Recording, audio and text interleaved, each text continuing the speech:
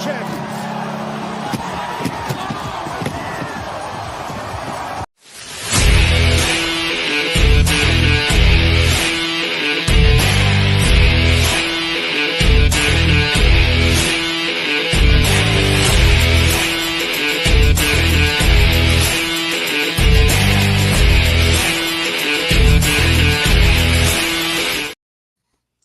It's Sunday night. It's 8 o'clock. Welcome to All Lacrosse Live. I'm Gary Groob in Toronto. And with me, as always, I have Shawn Slaght. Sorry, Shawn. Over in Moose Jaw.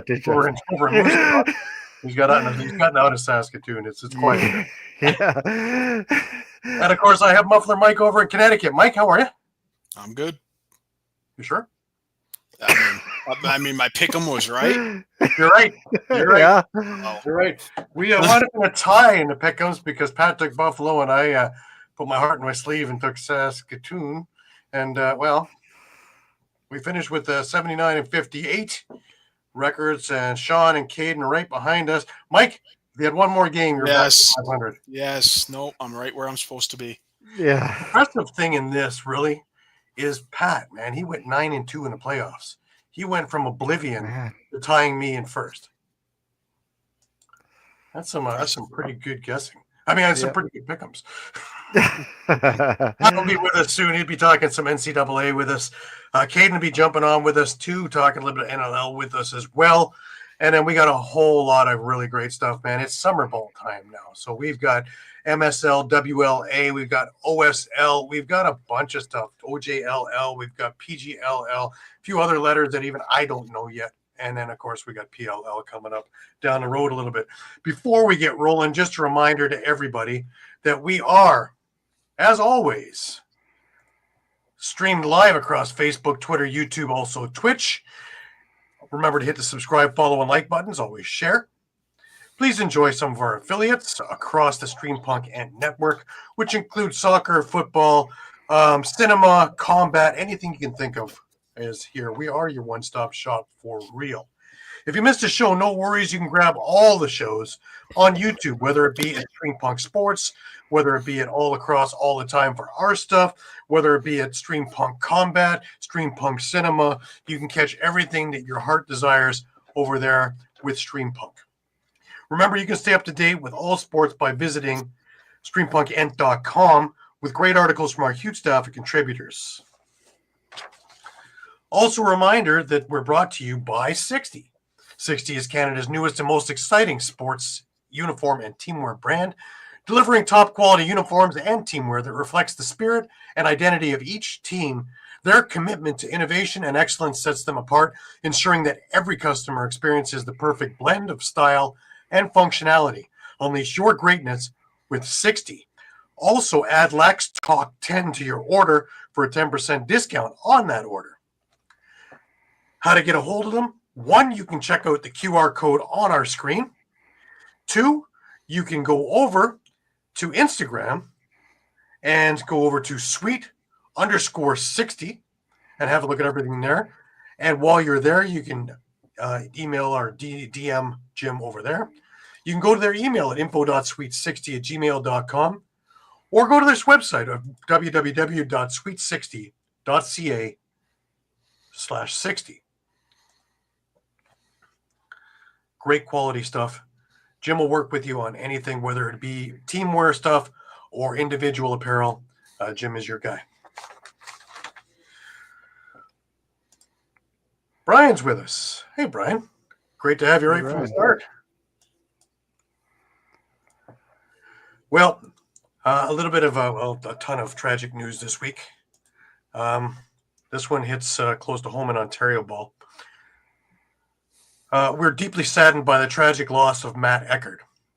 He is a coach of Owen Sound Junior B Lacrosse Club, and the 4 students who passed alongside him.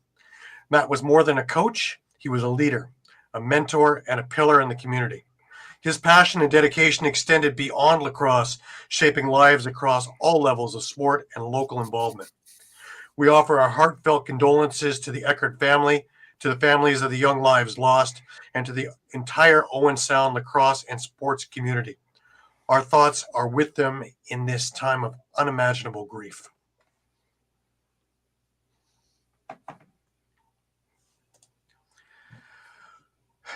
Also, an account of this, of course, the OSL game this afternoon was canceled, as well as a few other things. They are actually having a vigil as we speak over in Walkerton, where Matt was a coach and where these students were from. And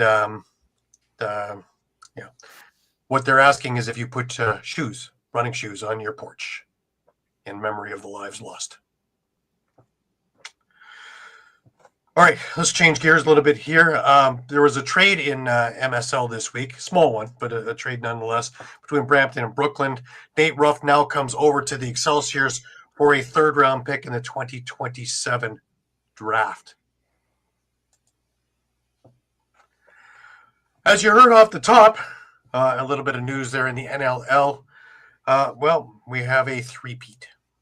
The Buffalo Bandits are your 2025 champions. That's not to take anything away from the season that Saskatchewan had. One bad half does not define a season. But boy, oh boy, when Buffalo finds a weakness, they certainly do pour it on, do they not, Shawn? Yeah, I mean, I was right up the recap. I don't know how many times I said, hey, a bouncer by Chiliano's feet got by him. And that was it. Like, as soon as they found that weakness on Frank, they exploited it without a doubt. And again, I don't want to take anything away from Frank. He had an outstanding season and really did play pretty good that game. He made some really incredible saves, but that one particular shot, and it seemed like carbon copy over and over and over again, just like clockwork went by him. And yeah, it was just that second half. I don't even know how to put it into words what happened there. That did not look like the Rush team that we've seen all year. After a few goals kind of went in that third quarter, you started to see guys panicking, taking ill-advised shots. Like you mentioned, no creativity. And I credit that back to them panicking and just feeling they got to get a shot on goal, try to get one back. What it looked like to me was that everybody was trying to do too much. What got them there was everybody did their job. And nobody overextended, nobody double teamed. Everybody was in position. Defense, I watched 4 guys go after Chris Kluche at one point. I watched 3 guys go after Chase Fraser at one point, which left everybody else open. Offensively, everybody was trying to do it themselves. And whether they had a shot or they didn't have a shot, they were going to shoot it. And, of course, that goes right down Matt Vince's alley of what he wants and what he wants his defense to play to give those shots up. And it worked to a T. Saskatchewan went 34 minutes without a goal to end this game, which is a testament to the Buffalo Bandits' defense, the coaching, and the not wilting under any circumstance and just staying the course. The MVP for this, of course, was Ian McKay. And everybody is, people are split. Oh, it should be Matt Vince. Here's my thought on this one. Ian McKay had 4 goals in game 1. Without those 4 goals in game 1, Saskatchewan wins game 1. With Saskatchewan's win in game 2, we're talking about the new champion Saskatchewan Rush.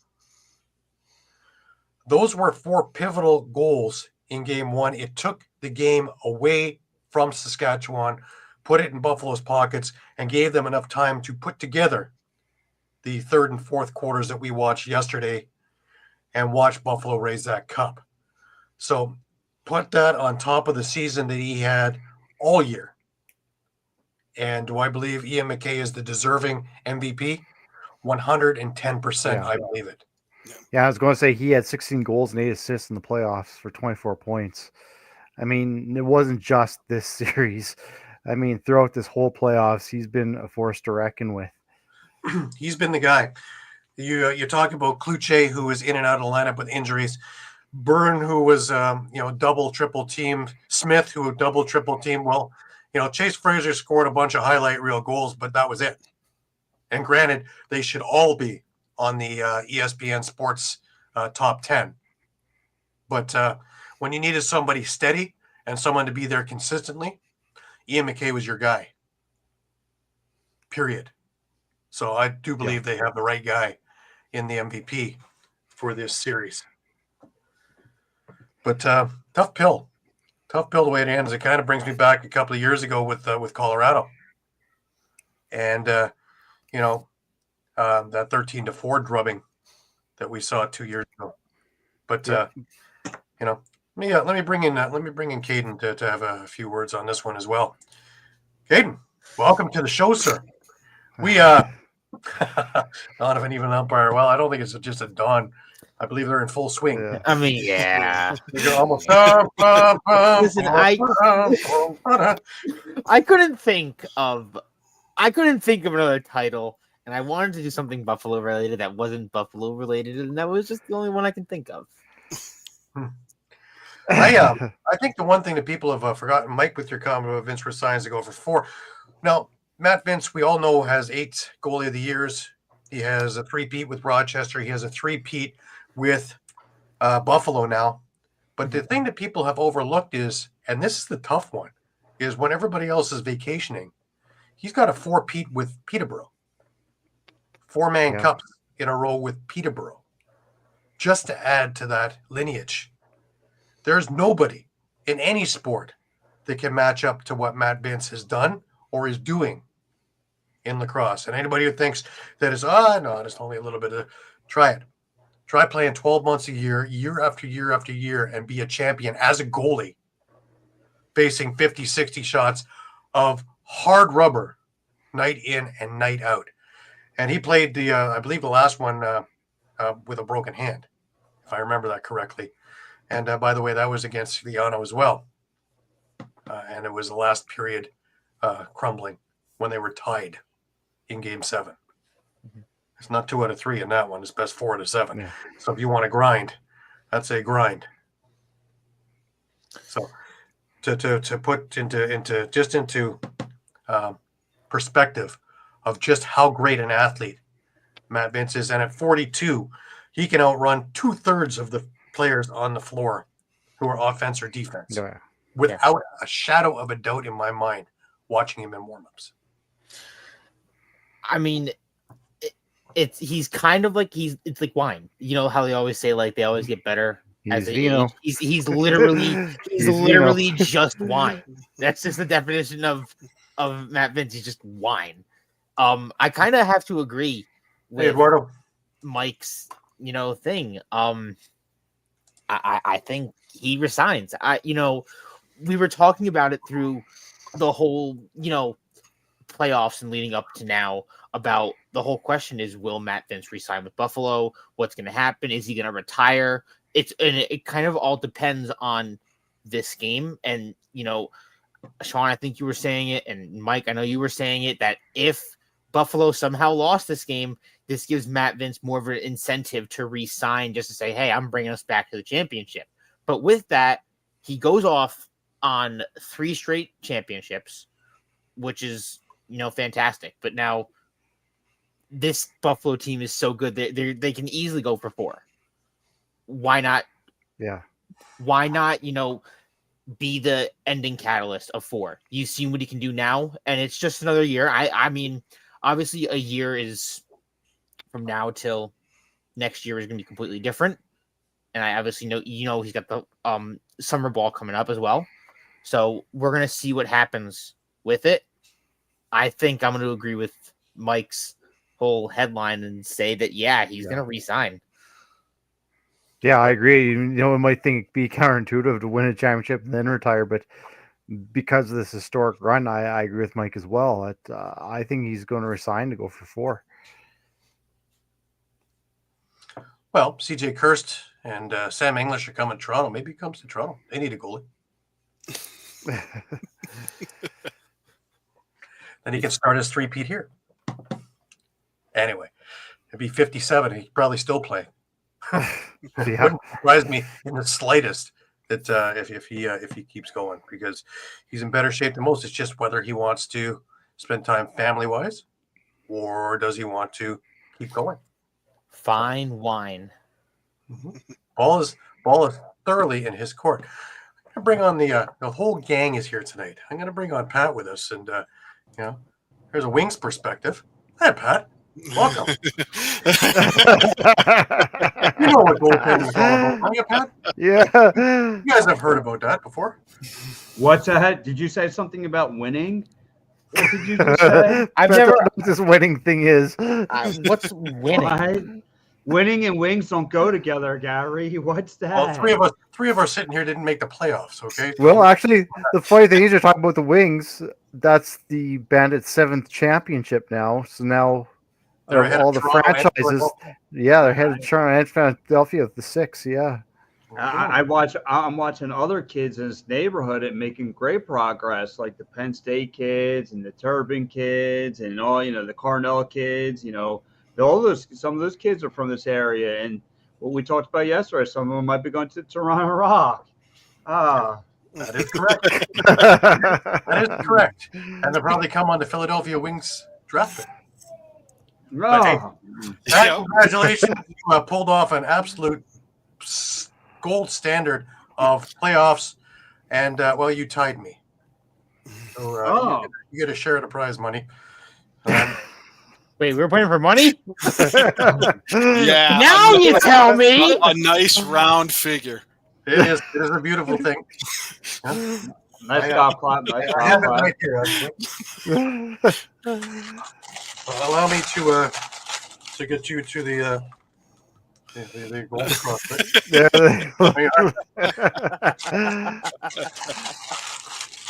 This is champion 2025 on it. Yeah, but Pat, you went 9-2 in the playoffs, and you came, as I said before, from oblivion to come up and tie me. So well done, sir. Well done. Thank you. There were some fantastic guesses. I mean, some fantastic picks. But hey, all jokes aside, well done. Hey, first of all, I got to congratulate Shawn there for the Rush taking as far as they did, putting the champions, take them to the limit. Now you see what the Rush need to work on. You know what they got to work on as far as all season to elevate their game to give themselves over that hump. Buffalo is a juggernaut. They 3-peated. Well job by them. To me, beating them in the series was going to be tough because they got the big boys, big bodies. And it just shows you light years how far Wings are from even sniffing playoffs and all that fun stuff. If I talk about Wings one more time, I'm going to start drinking some more foam. But no, it's kind of depressing for the Wings and where they're at. But and like I said, congrats to like I said, Shawn and the Raj, you got to cover the championship, the cup run. I think that was pretty cool for you guys out there. What was that atmosphere like out there? You know what? It was, I've seen bigger crowds at the SaskTel Center, obviously, but man, because it's such a small arena, it got loud in there. Like, it is a hostile environment to play in there. And you know what? Like I said, my little title there, this Rush team will be back. I really do truly believe that. There's not a lot of pieces that need to be fixed there. It's just, this is a really young team still. You have to remember that. And a lot of that core is going to be back with this team next year. So they'll get over that hump. They'll be back. Whether they win a championship in the next year or two, we will see, but they'll definitely be back. They're good enough. They're young enough. They're going to be hungry enough. And I mean, Derek Keenan's the mad genius. He can make things happen. So I agree. I was going to say one thing I'd add is they already have a piece that they didn't have available this year, and that's Patrick Dodds. Patrick Dodds, yeah. He took the year off, or went on, was a protected player maybe or something, or just held out for the year. That's already on a deep offense. Like, how do you even fit a Dodds in what you've already got, right? Exactly. That right side is going to be a heck of a competition there. So, and I think Levi Anderson's only going to get better with more box reps. So the left side is going to be pretty solid too. I think the biggest acquisition, other than Shanks this year, was Jake Naso. Oh yeah. Because I mean, we saw them Rush not have a face-off guy last year, and how much those extra possessions meant, and the fact that this kid comes out of nowhere. I think he was a 3rd-round draft pick actually, and with no box experience, and just take over like he did. Even in this game 3, he won 16 out of 25 draws off of Farrell. I was just about to mention that it's just but you're speaking to the heights of Naso as a rookie, and he comes in a game that you guys do get surely beaten, like surely blown out, and that's one of your biggest bright spots. Is that 16 for 25 over a solidified championship-winning face-off man? Yeah. So it's just the sky's the limit for him. Oh, 100%. And I mean, I think his next step is now actually learning the game and being more than just a face-off guy and being able to play defense as well. And that'll come. Yeah. I mean, we've definitely seen with guys who've been able to come in, Joe Nardella, Trevor Baptiste, obviously, blanking on some others. Stathicus, I would say, for Vancouver. He wasn't just a face-off guy. He was playing defense pretty regularly in their rotation, if not at the beginning of the season, at the end. So, I mean, you mentioned Joe Nardella, and I'll speak to the Firewolves aspect. Not watching this season before that, the championship run that we made, but just knowing about it and finding out about it and how we lose Nardella for the whole season. And then Albany is spending the entire season trying to cycle face-off men through that dot to see if they can have some sort of stability where they physically could not find that. But it's not only that they're not finding that stability in the face-off dot, they're also losing the stability of Joe Nardella on defense because he proves in, game out, what he can do on the offense, but not only on the offense, but not on the defense, but on the offense, because you see how many times he wins the face-off right away and goes for a score.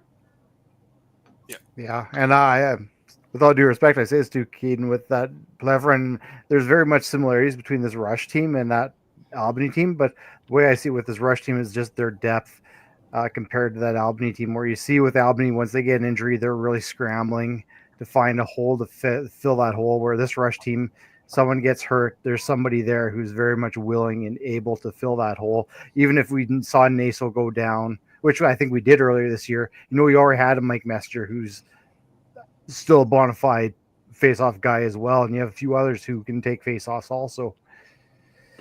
So I think I agree. I mean, and another thing with this Rush team is physicality, is how obviously the Rush were able to push Buffalo to 3 games. And when Albany took them on, they only went to 2, which was a tough way to go out. But going 3 games against a back-to-back championship team who has all that physicality, all that type of offense, who has all that star power on that one team, and the Rush were able to hang with them the entire time. Absolutely. And it was only until this last game where there was that huge separation.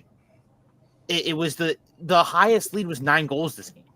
And that was the highest lead we've seen, it seems, through this entire championship series. And even that first half, I'll give the Rush credit, because they were down by 4 at one point, and they fought back to get within 1. I mean, that's how this MO has been with this Rush team all year, is, we'll keep fighting. We're not going to go away. It's just they left their worst half to the final game of the season. Yeah, that's the way I look at it too.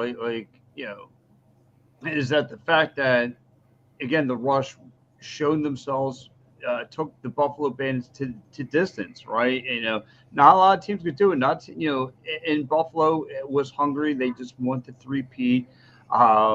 Like Caden said, they had the body, they had the physical, they had all the star power and all that stuff, and the Rush proved themselves. They now, like you said too, Shawn, now their thing is, hey, let's see if we can run it back and do a little bit better this time. Let's climb over the hill. And matter of fact, we hope to see Buffalo next year. That's going to be their mentality. And that's the thing you have to remember with this Rush team, is there's a lot of players on this team. This has been not only their first final, but their first playoff run. Wow. So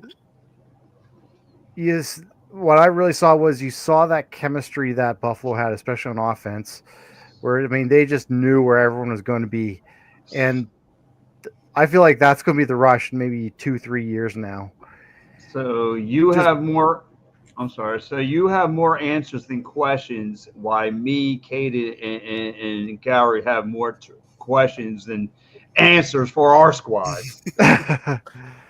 I don't know if I have as many questions.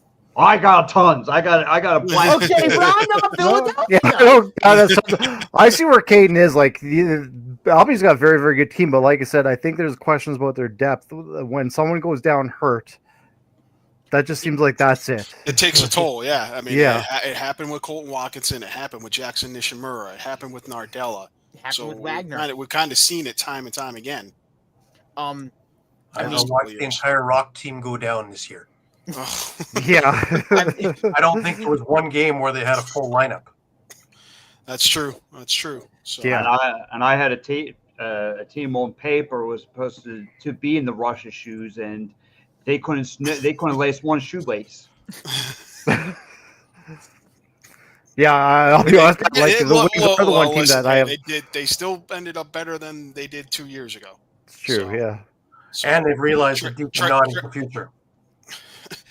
I know it doesn't sound like much of a victory, but trending upward, it's a big thing. You know, Yeah.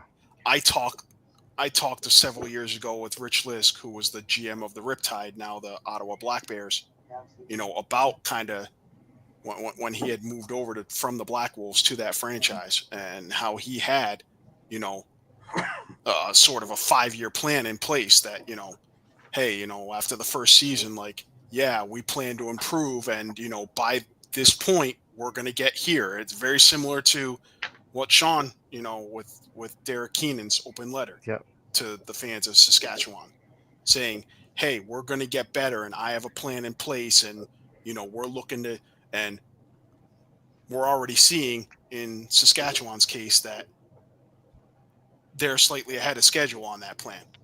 You know, the Riptide / Black Bears, they're trending upward, you know, pretty much in, you know, as Rich Lisk had planned for them.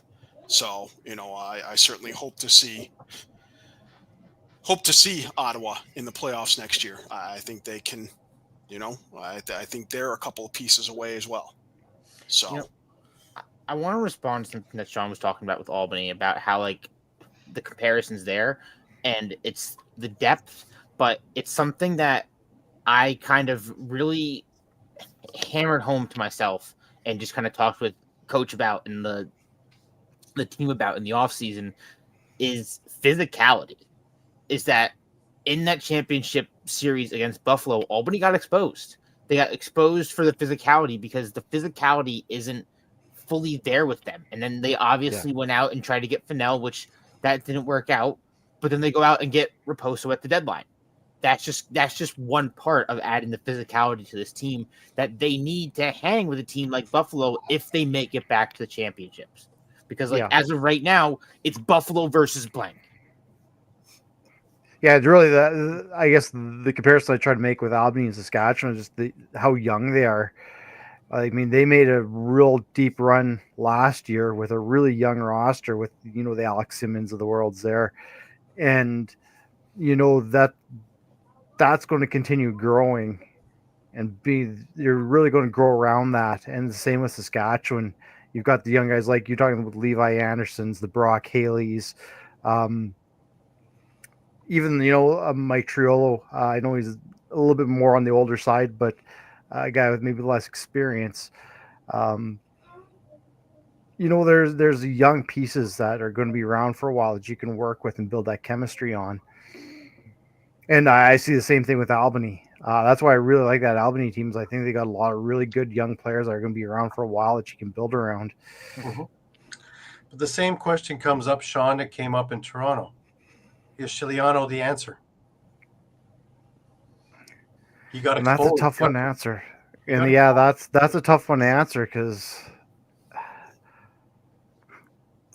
he definitely got exposed this game for sure. I mean, once Albany, like I said, it just seemed like a carbon copy shot every single time that went by him. And they kept exploiting that. But at the same time, he did make some really nice saves as well. And really carried this team to the championship. It was just one game. So But I mean, yeah, look who's right behind him, and Thomas Kostiuk too.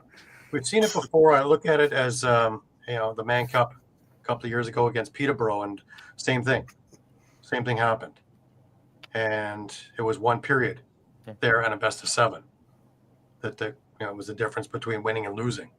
So, but Thomas Kostiuk, Lane Ruska is still in the works there too. So yeah.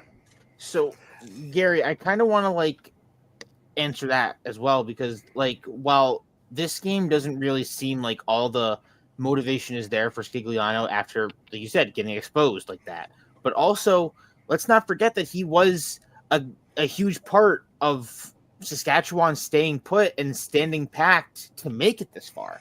I mean, I would feel, and it's obviously each game feels like it's a different story because of how quickly the season rolls through. So one bad game could seem like it's a huge downward spiral, but I feel like Scigliano is going to have a huge season next year. And I feel like the Rush have to continue with a guy like that, especially with him being able to teach the future Rush goaltenders. And to take another side too, yes, he did get exposed, but by all means, don't take that away. But at the same point, I don't know how much help he really got from that defense in that second half either. Defense, which usually is a brick wall, just looked like they were scrambling. Yeah, they were running all over the field. Yeah. So, but hey, credit to Buffalo to actually find it, expose it, do it. Again, you got guys like Chase Fraser who take the air out of the balloon also with goals like yesterday was behind the back, going the other way. There's the one that was between the legs. There was the other one that was I can go on and on and on and on. Yeah. And that just takes the air out of a team. Mm-hmm. You play him perfectly, and he's still going to find a way to score one hand behind the back. And really, that was that Fraser goal. Fraser scored that goal to start the third quarter at the half. So that really, like you said, Gary, I think that was a turning point. Yeah, because it was 7-6 at the half. Yeah. And it was a very evenly played. Well, Buffalo did for the first time get on that run. When it was 7-3, I was a little concerned about it. But, to Saskatchewan's credit, they fought back to 7-6 and almost tied it up before the half was out. Remember, game 1 and game 2 were tied 6-6 at the half as well.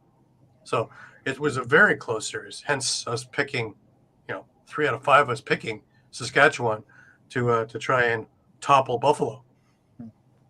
But the MO of Buffalo has been runs, piling it on, and momentum. And having Bandit Land as your place of residence with 19,000, it just gets crazier and crazier in there. And energy and more, it snowballs. And when you're on the receiving end of it, it makes you make mistakes because now you're trying to overcome, and I'll show them. Well, it's not you, it's we'll show them. And that gets messed up. And then everybody tries to do just a little bit too much. Yeah. And then they start squeezing sticks because things aren't going in. Then your judgment is off because you're playing mad. Mm-hmm. And all the things that are what got you there are out the window. And that's exactly what you saw from this Rush team. Yeah. And Buffalo is masters at getting under your skin. And when you have a game like this where the refs weren't going to play a part of it, you would have to commit felonious assault for maybe a change of possession. Fraser punched Messenger right in the twig and berries, and that didn't even get a call. So, well, you got 2 minutes for that one. Yeah. Did he get 2 minutes for that one? I thought he didn't get called for that one. Oh. Then I started listening to people talk about how the refs. Never mind. They're only calling one way. Right. Okay. Yeah. Okay. He's still in the championship, guys. So, basically, you could slash somebody across the neck, and unless the head comes off, you're not going anywhere. Mm-hmm. Yeah. So, in a game like that where, it comes down to, and I've said it before, I've said it when people are asking me about, teams in hockey. There's a reason why President's Cup teams don't win the cup. It's not about the best of the best. It's about character. When you're talking about winning a playoff championship, it's about character. Character wins championships. Buffalo has character. They can withstand anything. Mm-hmm. They have character. And they brought in more character at the trade deadline when you brought in Ron John, when you brought in Kyle Matisse, and you brought in a few other guys to make up for the injuries that were there, let alone the guys that were already coming back. You know, a guy like Chris Kluche, who spent a week in the cryo dorms there to try and get his knee to work. Well, he certainly looked good here. He may be on crutches for the next 2 weeks, but he certainly looked good in the game there, scoring goals. Mm-hmm. Character. Yeah. How to grind it out and still do your job. Character. It's not about who got 75 goals in a year. They never win. They win accolades, personal accolades, but they don't win championships. Character will always be the forefront. And that's why Yeah. maybe I go back to why I say the Rush are going to be back. Yeah, even take it back to that Halifax series, Game 3, and Game 3, and that final game in Saskatoon there, and we thought it was all done. Mm-hmm. What happened? And then you saw that in 2 or 3 games in this series of the Rush just not giving up and literally laying their bodies on the line to do whatever it took. But This team has that character. It's just fine getting over that hump now. Yep. Like I said, it's a young team that's going to learn from this, and now they know what it's going to take to win a championship. And now to me too, with the Rush, like you said though, Shawn, like some of these guys, this is their first time dealing with the playoffs overall. So you're going into Buffalo, the Bandits, you're going into their hometown, and that, like Gary just said, into that atmosphere, into that playoff atmosphere that you got to deal with. It's not exactly a day at the beach. You have to go in there and try to survive the outside noise, the atmosphere that's roaring. Like I said, 19 screaming, 1,000 fans. But now the Rush got a little bit of taste of it. Now they are going to look to trap that 1 seed to see if they get themselves in that kind of predicament. Hey, listen, home field advantage might play a lot, and like I said, expose that character some more. Hey, 7 or 8 years ago, Saskatchewan had that advantage themselves, because going into SaskTel Center back in 2016, 2018, when there was 15,000 people with a low roof, and I remember my ears ringing still 2 days after leaving there.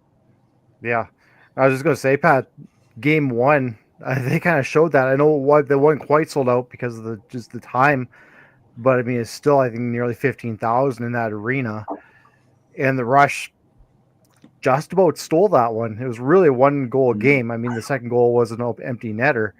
It was just maybe this Game 3 for that young squad was just, that pressure was just a little too much, just a little too big for that moment. They let Buffalo hang around too, and we've talked about it all year. We've talked about it for a couple of years. If you let Buffalo hang around, they find a way to get a run. It's over. You have to take advantage of every opportunity, especially early on. Like, they were scoring early, but they had to score again and again. They had to get into Matt Vince's head, because as soon as he got settled, it's over. It's been proven year after year after championship after championship, and I don't care what team.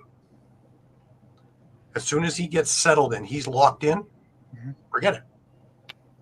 Yep. And we saw it with the Rush even in Game 1. Even in Game, yeah. I was going to say, even in Game 1, I mean, we saw with the Rush. I mean, I think the Bandits didn't get any more than a 3-goal run off of them. So they did actually a pretty good job of kind of limiting that and really killing any momentum when the Buffalo tried to get it. Then something changed in Game 3. Well, you know, Buffalo just took over. Comments, right? When he was talking on the bench, I don't know if it was in Game 2 or whatever. If anybody told you at the beginning of the year that you'd be in this thing and you'd be great, you'd be happy, that's going to change, because it's not about being happy about there. You're not going to be happy until you hoist that trophy. Yeah. It's not about being happy to be the consolation prize. Mm-hmm. Once that's through their heads, and it will be, probably today, onward, that's when, you know, the taste of wanting to win and nothing else matters comes in. That's when. Yeah, I think that's the thing. That's the thing, is I don't think there's necessarily a piece that needs to be fixed with the Rush. It's just a matter of now they know now what it takes. The mindset has to win that. Yeah. 100%. All right. Well, that wraps up our NLL season for 2024-2025. Now we start looking forward to free agency down the road. We look forward to hopefully a CBA in the near future. Hopefully by the end of the month, they'll have some form of news since they have meetings coming up. And then we start looking towards the draft. Well, not Pat, but the rest of us will look forward to it. Oh, come on, Pat's catching strays. Pat, listen, that was not that. I didn't orchestrate that one. That was. I know I throw strays at you. Pat, you got to remind Caden that while the strays are coming your way, they're not coming to him. Yeah. I already caught my fair share at the start of the season. I don't need any more. Step aside, Caden. Let me handle it from here again. Beat me with chaotic. I'll side with Pat on this because I don't think that's as big a deal for Philly as it is maybe for everyone else in the league, because I think Philly needs to focus on re-signing all the free agents they have, as many as they can. Yep.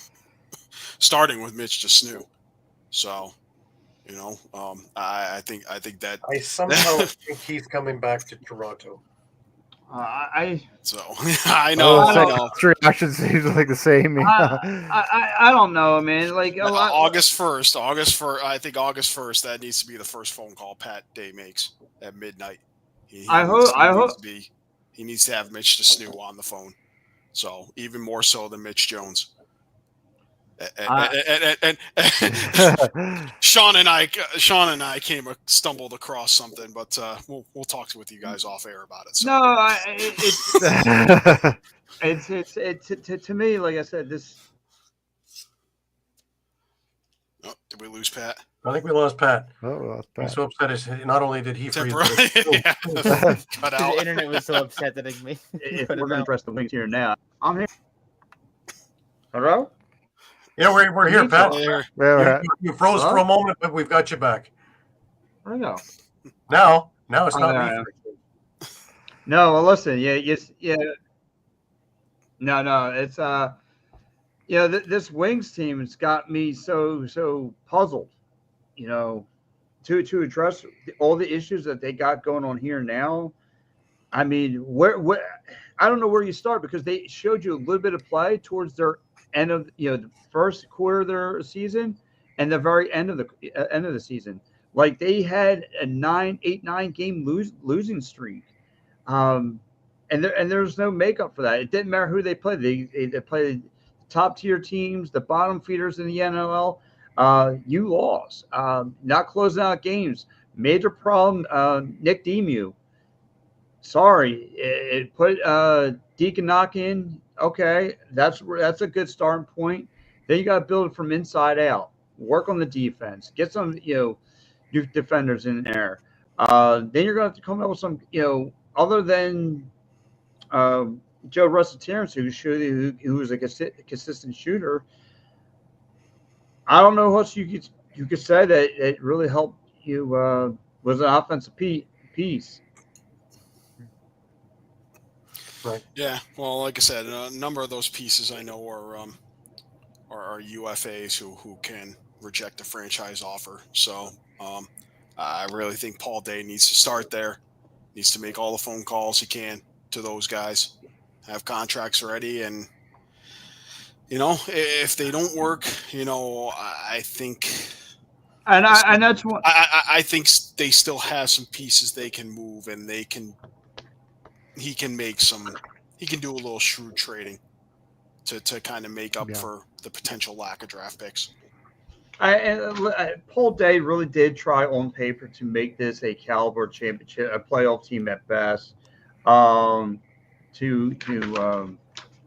really try and get this team to move forward. It just nothing panned out. It was nothing that he did that panned out. I mean, he made a bunch of all-season moves this last summer, bringing in a lot of guys from the Panther City, and nothing panned out, unfortunately.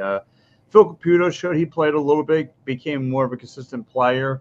But I'm just trying to think who else was a decent offensive piece. Like I said, Deacon Knock, I think, is going to be your goaltender, starting goaltender from here on out. And you could get a free agency. If you want to use Nick Demute coming off the bench, I'm fine with that.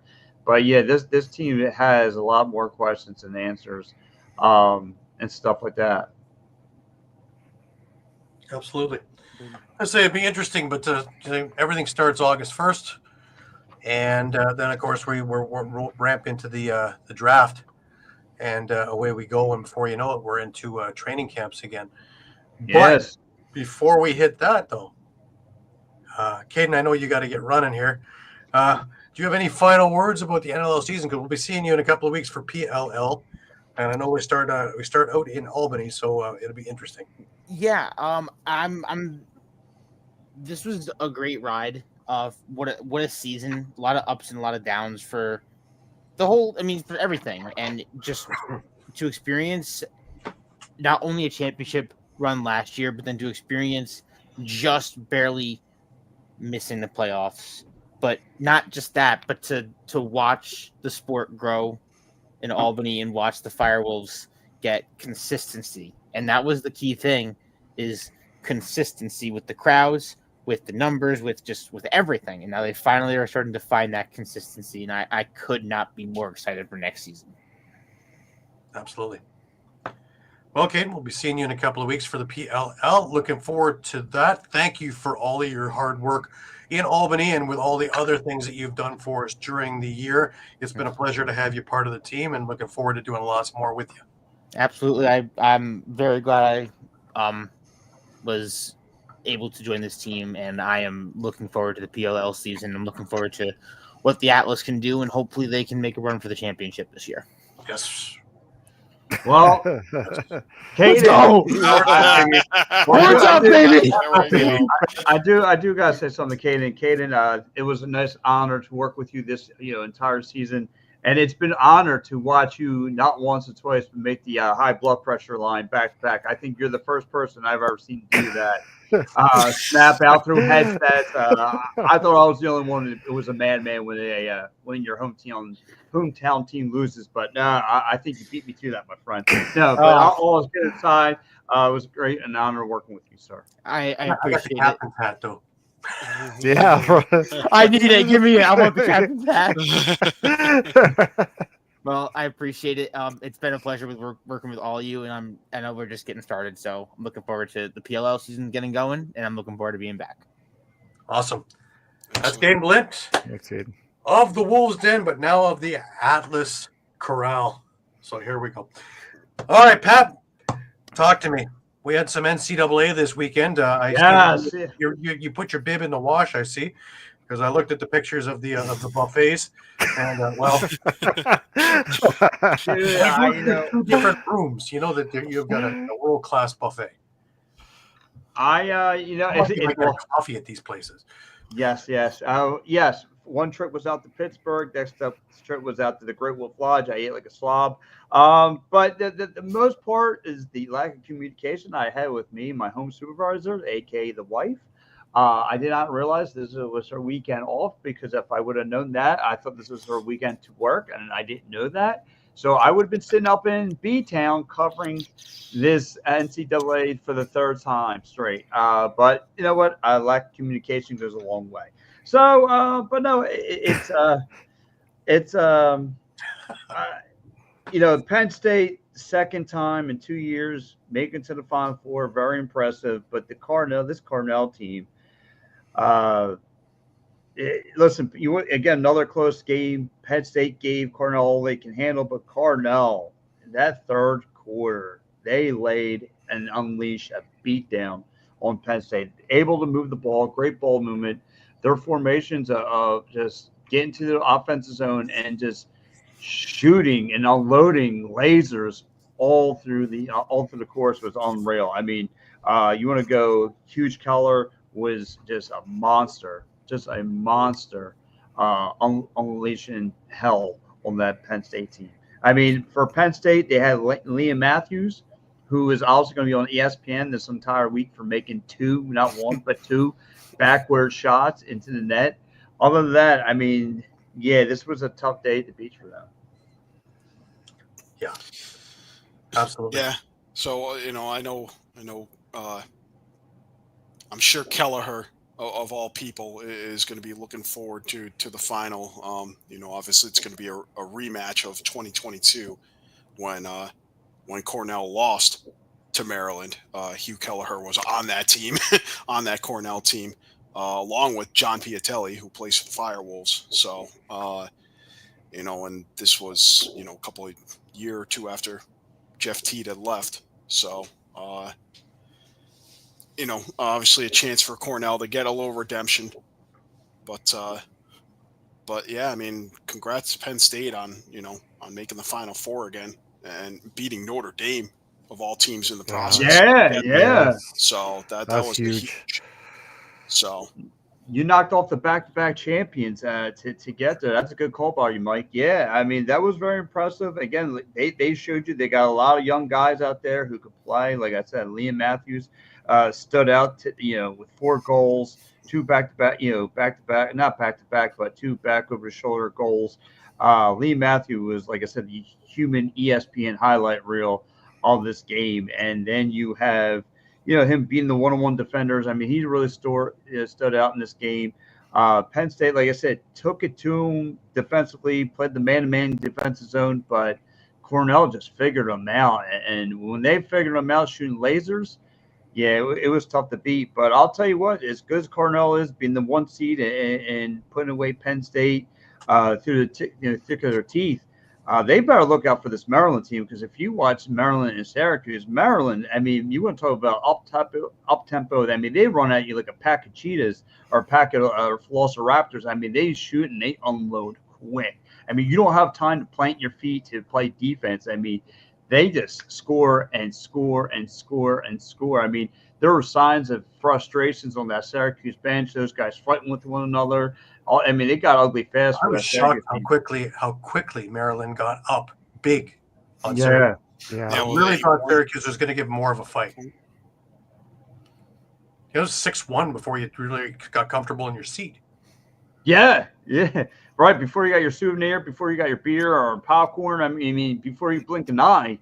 I mean, Terrapins were up at the half by 8-1. I mean, unbelievable. Like I said, you want to talk about a team that doesn't take their foot off the gas pedal. That team without that young course, you want to talk about scoring in transition. I don't know how Cornell plans on slowing them down and bring them down to reality and playing them, into a tough defensive game. Mm-hmm. You're not going to be able to do that with Maryland. Maryland, like I said, Maryland brings an up tempo. They're quick. They control the pace of the game. They're fast. Like I said, they'll attack you like a pack of predators. I mean, they're nasty. Absolutely. What do you think, guys? For tomorrow. Yeah. Ooh, oh boy. Hey Guido, thank you for coming with us. Appreciate it. Thanks for tuning in. Thanks, Guido. You know what? I'm still gonna go Cornell. I think they've been number 1 for most, if not all, of the season, and that it's been pretty clear over the course of the season why they've deserved to be in the top spot in the rankings. I think they're going to find a way. I'm going to go Maryland 12-11 Maryland score. Wow.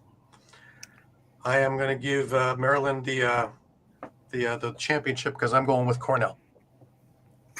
Wow. I'll maybe split then because it was impressive what Maryland did in that semifinal. So I'll go Maryland. All right, so we're split down the middle here. Yes. So let me take my rock coin here and we'll flip. I'm just going off Pat's playoff record. He seems to be going. Pat's great in the playoffs here, man. Yeah. Just down the wire. And now we just need to see if it translates over to PLL. Well, I can't. Knock me off my perch there. It's Thursday. You tied me in the NLL pickups. Let's see if you can knock me off the perch in the PLL ones. Right. Well, listen, again, too, when I look at this Maryland team, they got this kid called Eric Spinero. He had 4 goals. Like I said, he unleashed hell. He was really, really good. You got this one now with me. Now you want this one? Yes. Give me the black and red one from Maryland. So,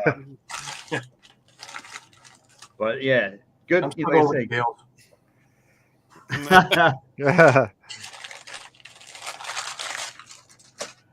All right. Well, it's going to be interesting. What time is the game tomorrow? 1 o'clock. 1 o'clock. Perfect.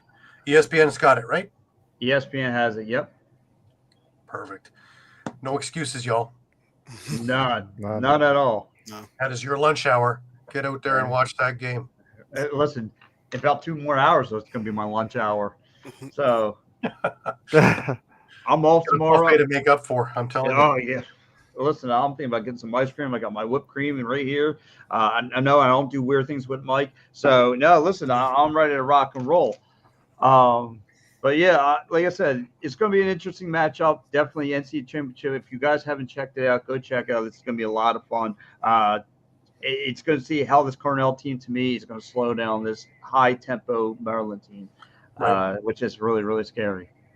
And Pat, you'll be with us throughout the summer for PLL with the Water Dogs report. Yes. Yes, sir. And I want, again, just like Caden, I want to wrap up by saying, listen, it's my now 3rd season working with you guys. Again, I'm looking towards to come back here, hopefully a happier person. Hopefully we do make the playoffs next year. But I am with Caden. I did see some growth with the sport itself. Natalie Aganoff got really invested. She used to work she used to be a big timer with Philadelphia Sports Radio. She really got herself invested with the team. It was kind of like their spokesperson for social media content. Really did a good thing here. I had to help her to identify players and what they could do. So I really felt like I picked up a lot of knowledge because of you guys. So again, thank you so much. And hopefully Paul Day can give me a decent summer. Absolutely. Well, we look forward to seeing you in a couple of weeks when PLL starts up, and then we'll get everything rolling there again. Pat, thanks for everything you've done with us all year. And again, looking forward to a great summer. Yeah, and hopefully the War Dogs will have more than 2 wins this summer too. So hopefully we have something of that. Hey, they'll have CJ Kirst possibly coming off a championship. So just take care of him because he's coming to Toronto in September. That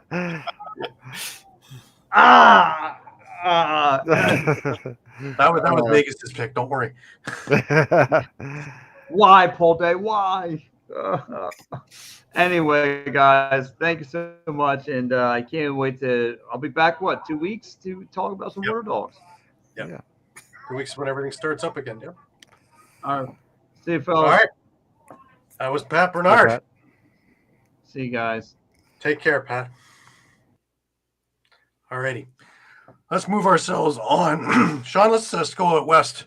Let's do some PGLL because you got a few things to take care of there. Yeah, I got the PGLL and all the Junior A stuff here. So this past weekend, we had a couple games in the Prairie Gold Lacrosse League here in Saskatchewan. Last night, we had Moose Jaw hosting the Swift Current Wolverines and came away with a 13-10 win. And then also last night, I'm going to go through the score sheet because this was a crazy game. So it was the Prince Albert Predators against the Weyburn Razorbacks, and Braden Rager had 9 goals and 3 assists for 12 points for Prince Albert, with Chase Lettner, a rookie, having 7 goals and 4 assists for 11 points. So as you can imagine, this was quite a bit. Prince Albert had 82 shots to Weyburn's 22 shots. And the final score was Prince Albert 33, Weyburn 5. So that wasn't a rough night for Weyburn. So looking at the standings, Prince Albert now jumps up to the top of the standings with 6 wins and a tie.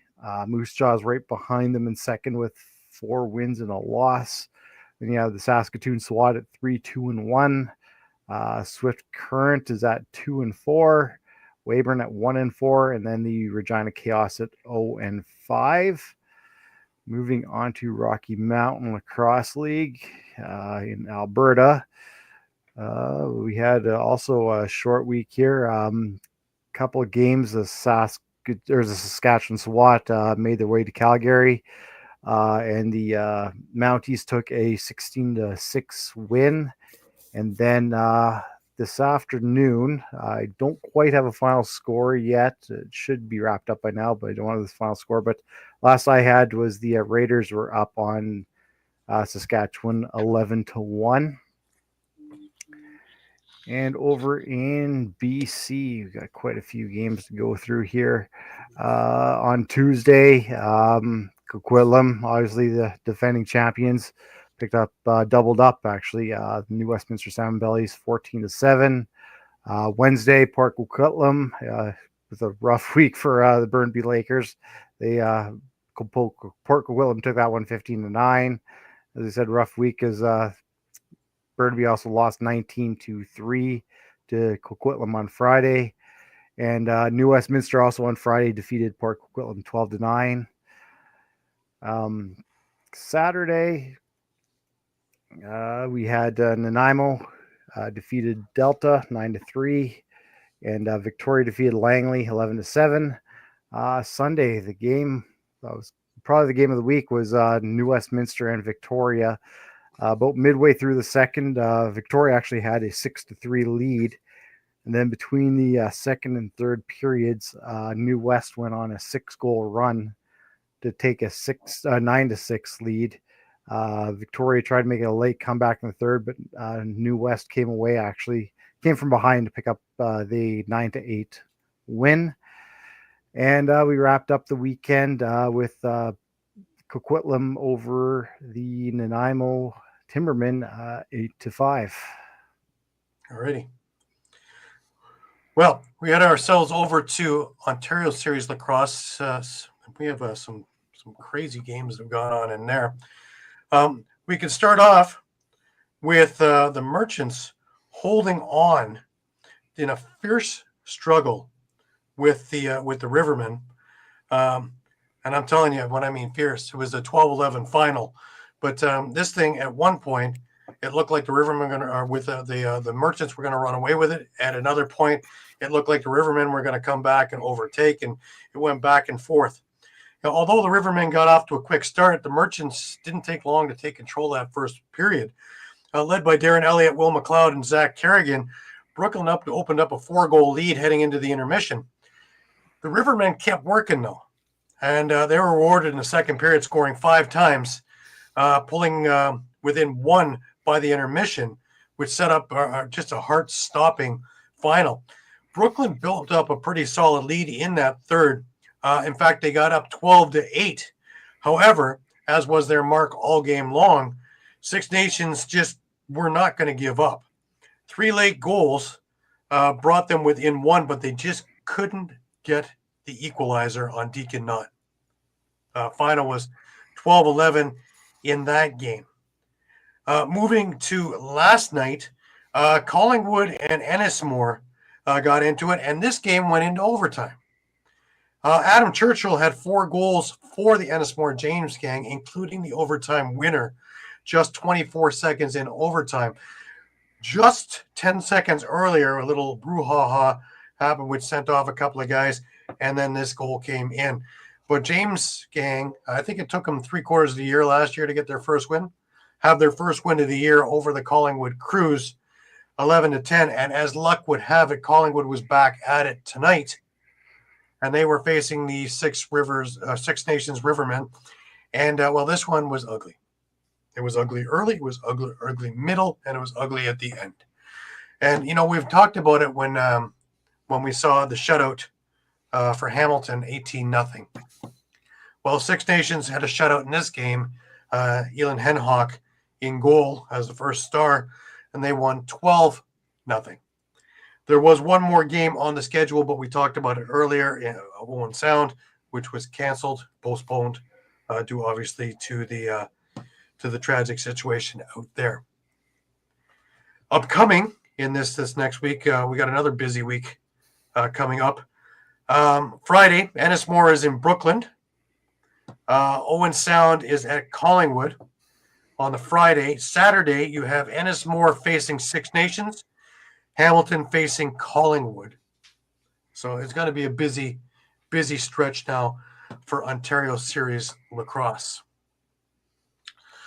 Why don't we head on over to the Western Lacrosse Association? Could be the World Lacrosse Association before we finish off at MSL.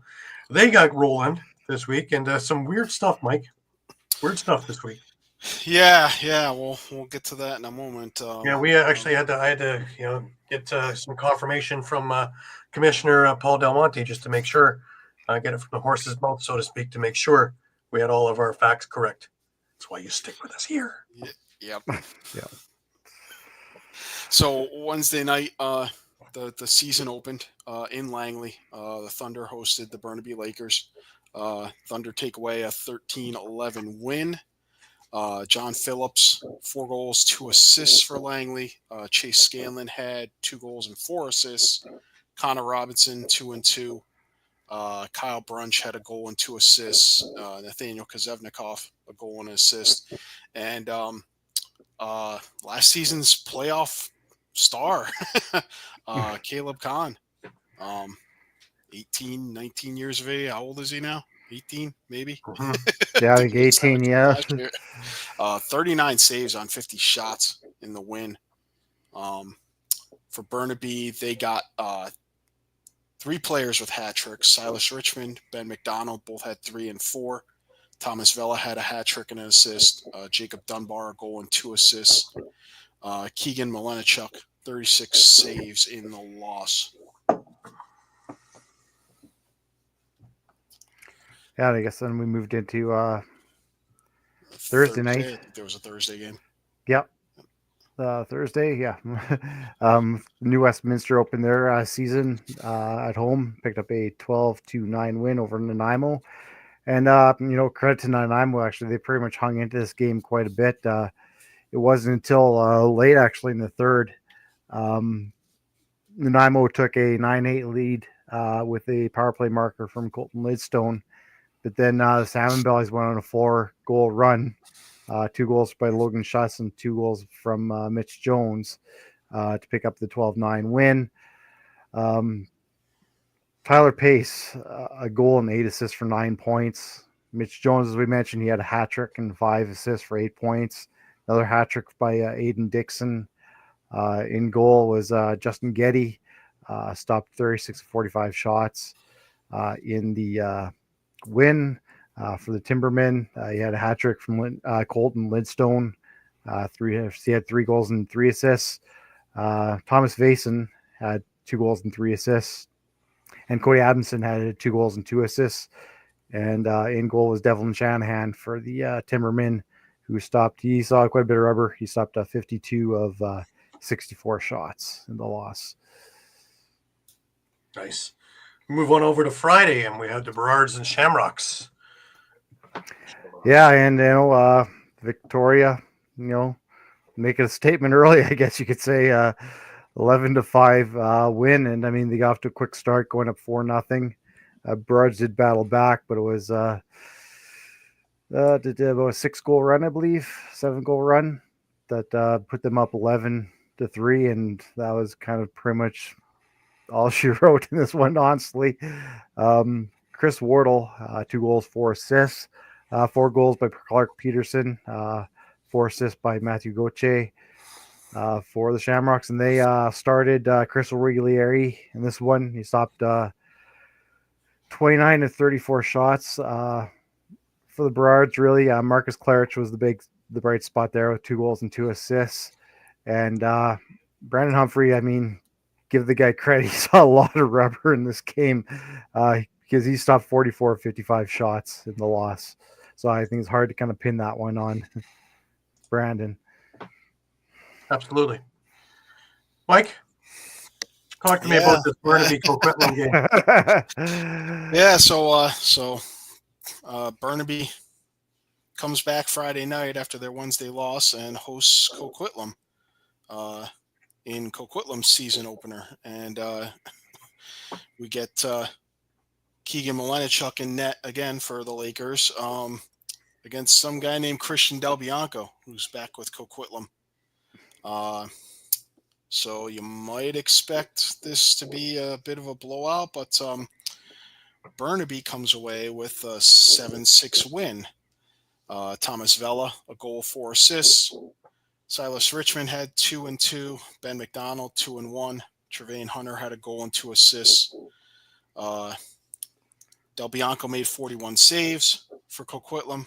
They got 2 goals from Jalen Chester, a goal from Jordan Roberts, goal each from Tyler Kirkby and Denon Armstrong, and Brett McIntyre had a goal and an assist. And all seemed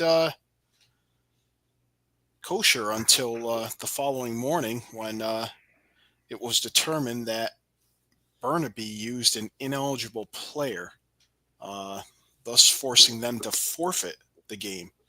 Now, no points are going to be awarded, but Burnaby is now 0-2 instead of 1-1, and Coquitlam gets the win in that game despite losing that game. So, always controversy. Yeah. We just can't get away from it one way or another. Nice that it's in the West now instead of in the East. Actually, I was going to say, Mike, It's me explaining. I'm going to put a twist to this because I'm actually looking at the thing right now, and I'm wondering if Coquitlam actually did get that win because his home I don't and think away it's team his home forfeit. and away team forfeit now. I think they Yeah, just washed it. According washed to the quote that I got from my texting with Paul Del Monte, it was Burnaby used ineligible players. Result forfeited the win, and no points will be awarded for the game. no, So they didn't give it to Coquitlam for losing. They just are not awarding any points. They're not awarding anything for Burnaby. So that's the way it stands there. All right, let's continue along. Shamrocks again against the Adnaks. A little different in this one. yeah, Coquitlam comes back Saturday, and Del Bianco has 30 saves. Schedule makers. My But God. yeah. This one they were home, so home against Victoria. So, I don't think we noted it on the show, but last year we had 63 games spread out, I think, over 11 weekends. I think so. In Yeah. the WLA. Now they're doing it over 10 this season. So. So we're probably going to see a little bit more of this, with some teams playing 2, maybe even 3 games in a week. So it should definitely be interesting. Coquitlam, unfortunately they lose 10-9. Again, Del Bianco, 30 saves in the loss, the actual loss, I guess. James Ray had 2 goals, 2 assists. Keen Moon had 2 goals and an assist. Adam Noakes and Denon Armstrong each with a goal and 2 assists. Brett McIntyre, a goal and 3 assists. Eric Turner, 11 of 19 on faceoffs for the Adnaks. For the Shamrocks, first star of the game, Matthew Gauthier, 5 goals and 3 assists. Clark Peterson had a goal and 6 assists. Patrick Dodds, pair of goals and an assist. Cole Pickup, a goal and an assist. Davis McCulley had a goal and an assist. That's younger brother of Brad McCulley, friend of the show. And Cam Dunkley got the start for the Shamrocks this game. Made 35 saves in the win. Right. And I know we were talking about it off air just before the show. Wonder if they're gonna do the same thing Six Nations is doing and just alternate Auriglia and Dunkerley all year. Yeah. Sure looks that way. Get both reps. You got 2 young goalies. You might as well get them both reps. Keep them both fresh. Yeah. And the other interesting thing we kind of talked about, and I mean, now we know about the forfeited game. I mean, it's forfeited, but even with Christian Del Bianco in goal, the Adnaks are starting 0-2. Yeah. Upcoming this week, a busy week. Tonight, you've got the Berards and Bellies going at it. Wednesday, you've got Langley and the Timbermen going head-to-head. Salmon Bellies and the Thunder on Thursday. Friday is one to circle because you've got the Lakers against the Shamrocks. And then, of course, with that schedule again, the Shamrocks playing Saturday against the Timbermen, as well as Berards and the Adnaks going at it. So it'll be a busy week. Yeah. Yeah, it's going to be like that all season. Good games. Yeah, With there's one some less good week. games in there. There's some good games number in of there games. for sure. So, Absolutely. Well, heading on east, we start last Monday. We were talking about the game, and of course, the site was all disheveled for it. And of course, it was the bread and cheese game. And just to, people are hearing us talk about the bread and cheese game, just to get them up to speed, the bread and cheese game was an appreciation of the allegiance to the British Empire during the American Revolution and the War of 1812. Queen Victoria began an annual tradition of giving gifts to the Six Nations community, namely blankets. The custom ended with Victoria's death in 1901. In 1924, the Grand Council of the Six Nations decided to revive the practice, this time with gifts of bread and cheese as a commemoration of the close ties between Six Nations and the British Crown. Just a little background on the bread and cheese game and that day, the bread and cheese day. It's on Queen Victoria's holiday birthday.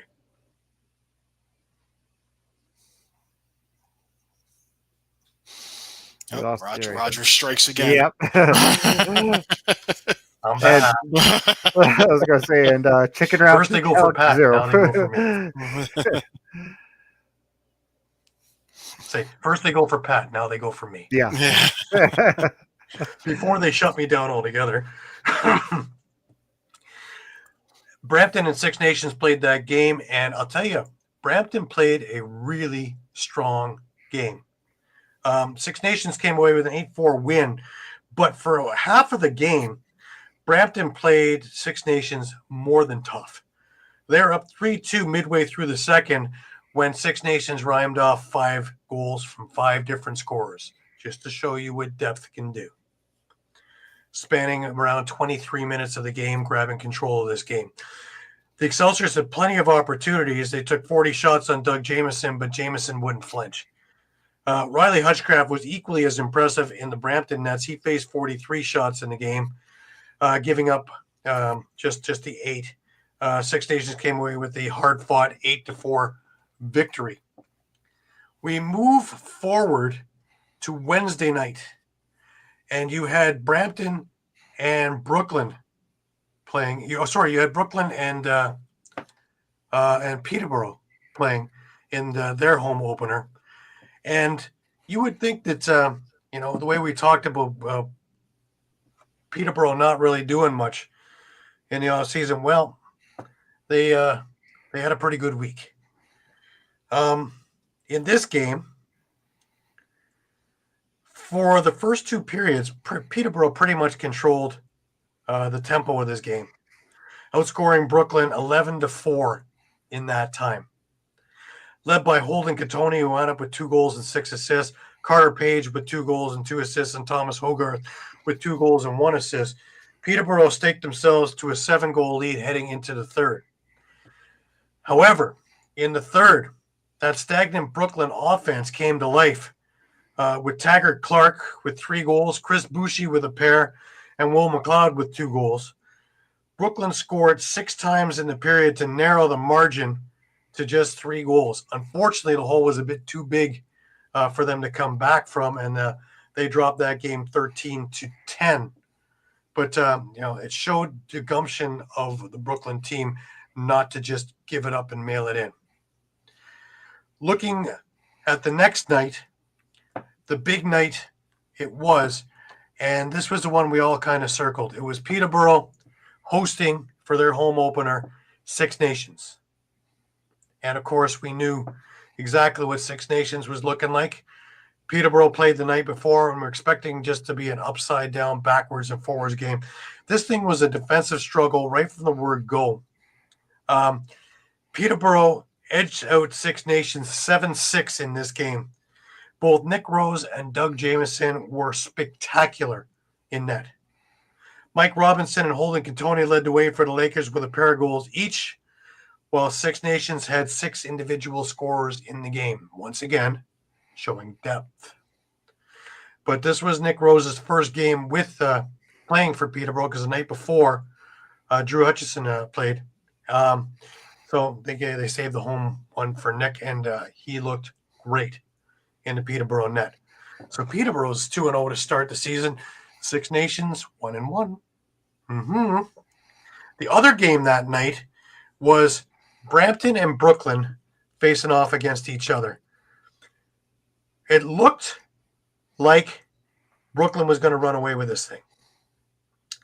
It was 8-4 after 1, and they had already chased Connor O'Toole out of the Brampton nets. Riley Hutchcroft came in, steadied the ship, because from that point on, it was 7-3 for Brampton in the second and third periods, which tied this thing up. The big player for Brooklyn was Brady Kiernan, who wound up with a hat trick. In fact, the game-winning goal in overtime was Kiernan picking up a rebound in front of the net and finding the corner for the 12-11 win, spoiling that huge Brampton comeback. So if anybody doesn't think Brampton is ready for this year, look out. It's going to be a barn burner of a season. There was a home-and-home series over the weekend. Coburg went into Owen Sound last night, and Owen Sound picked up their first win of the year, beating Coburg 13-10 in a game that was back and forth most of the night. Only near the end did goals from Dylan Watson, Jake McNabb, Mitch Wild wound up putting this game away. But they met again tonight over in Port Hope at the Jack Berger Arena. And I've talked about the Coburg place, which is a meat locker over the community center. When they play in Port Hope, it's the exact opposite. You can cook rice in this place. It's an either or. You're either dying. You need a gallon of water, or you can skate on that water. So there's no winning in this one. But this one was another one where it started out as a defensive struggle. It was 2-2 after 1. It was 8-7 for Coburg after 2. And Owen Sound came back, and they tied this thing so that it was 10-10 after regulation time.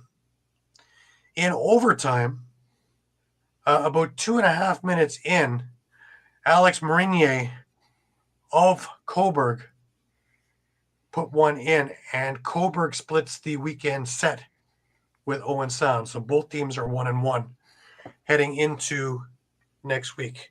Now, next week, we get our first shot of what Oakville looks like. And they host Brooklyn tomorrow night over at Track. Tuesday, Oakville heads over to Six Nations and plays the Chiefs, and that is a tall order. Remember, they have Landon Kells as their starting goalie now. Interesting enough, Troy Holochuk also in there.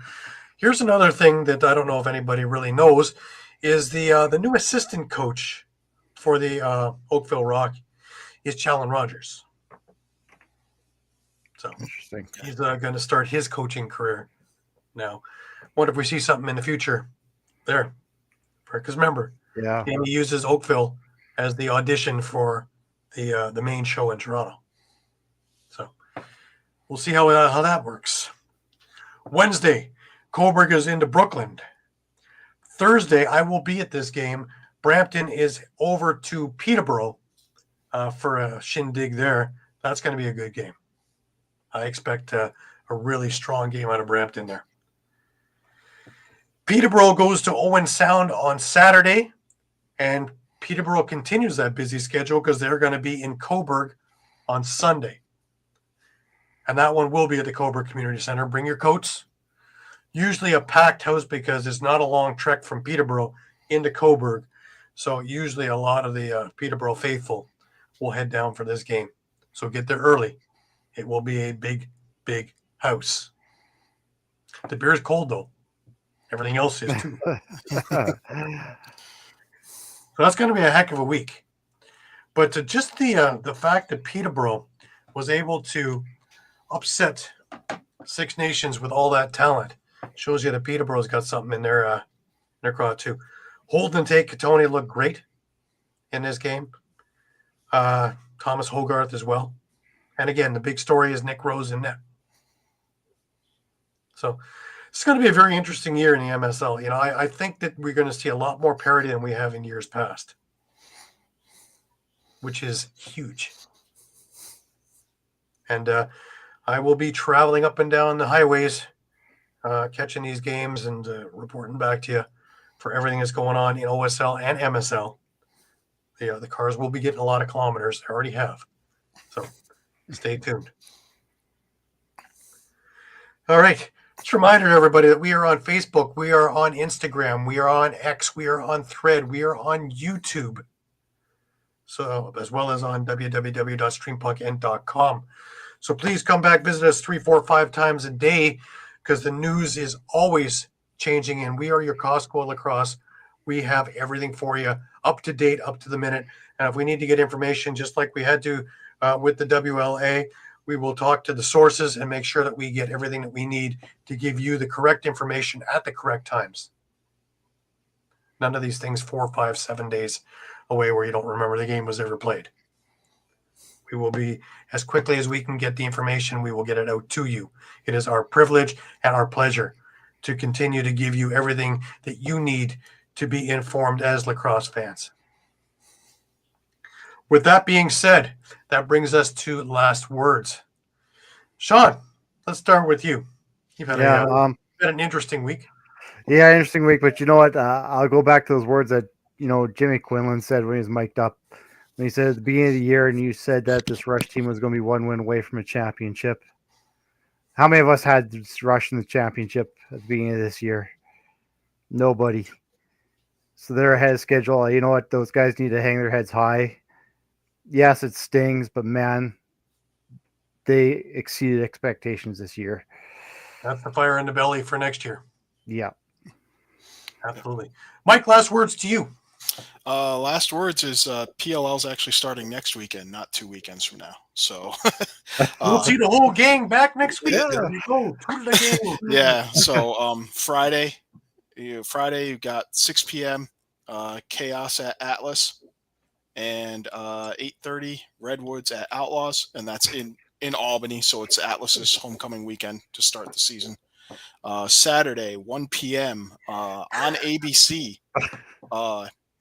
Rematch of the last year's championship with Snakes at Archers. Nice. And then at 7 p.m., kind of a weird schedule Saturday. You got a 1 p.m. and a 7 p.m. game. 7 p.m. Cannons at Atlas in their second game for their homecoming weekend. So Water Dogs are off next week. But all Pat, right. you do have an assignment.